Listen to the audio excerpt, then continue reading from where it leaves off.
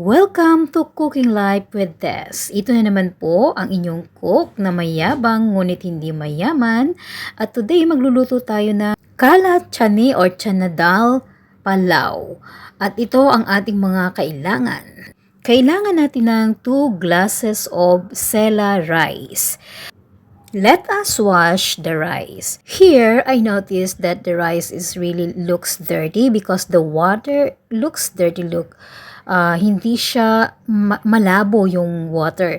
So, I washed this rice 4 times. The water is cleared. The rice is clean. I am going to add water on the rice and soak it for 1 hour.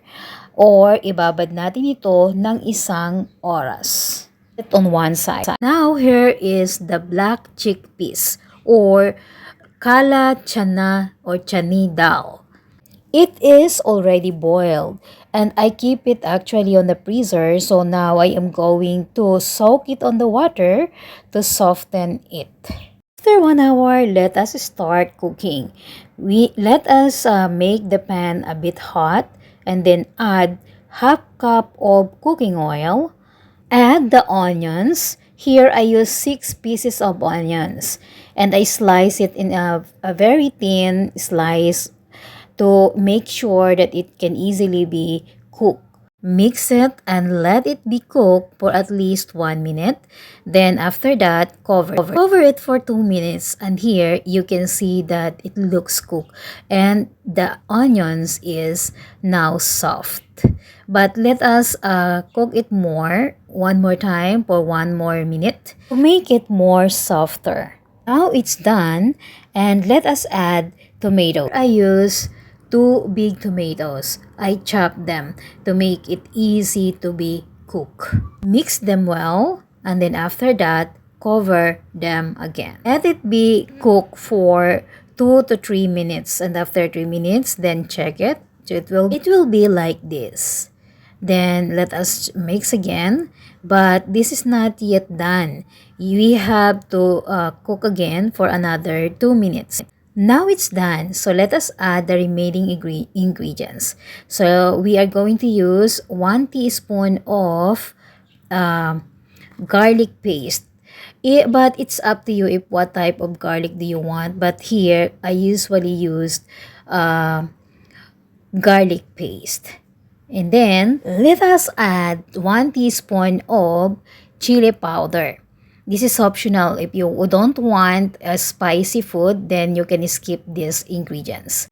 Add 1 teaspoon of salt, but salt, it depends on you if how much salty do you want it to be. Also use haldi or turmeric. It's up to you. It's optional as well. And then cover it for 2 to 3 minutes. Now all the ingredients are nicely cooked. So let us add the kala chana dal or black chickpeas. Mix them well all together. Cover it and let it be cooked for 15 to 20 minutes in a medium fire. Don't make it sure that the fire is low or medium. Avoid getting it burned or to make sure that the dal will be soft and nice. After 20 minutes, I cook it for 20 minutes actually, and here it's ready. Let's add the water. Add 4 glasses of water. Use the glass that you use to measure the rice to make sure that you won't get a mistake. Mix it nicely, just like that. Clean all the sides, let it boil, and cover it. While boiling it, let us wash the rice once again. Really clean and let us remove the water. The dal is now boiling, so it's time to add rice. Mix it all. Make sure that everything are mixed nicely. Cover it for 10 minutes. And after 10 minutes, check. So here, as I check, it becomes like this. And I noticed that there is still water. So what I am going to do, I'm gonna mix it a bit and then cover it once again. This time, I'm not going to fully cover it.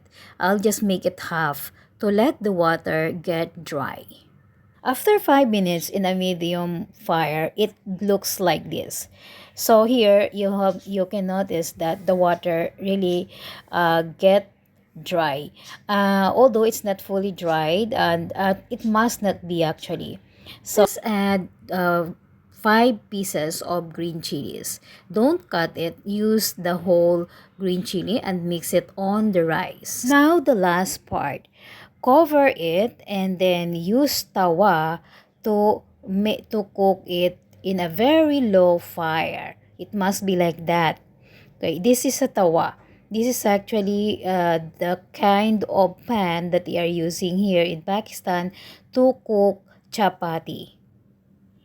This is actually not necessarily if you don't have tawa, it's okay. Just make sure that the fire is so slow. Now cook it for 10 to 15 minutes in a very low fire with the tawa.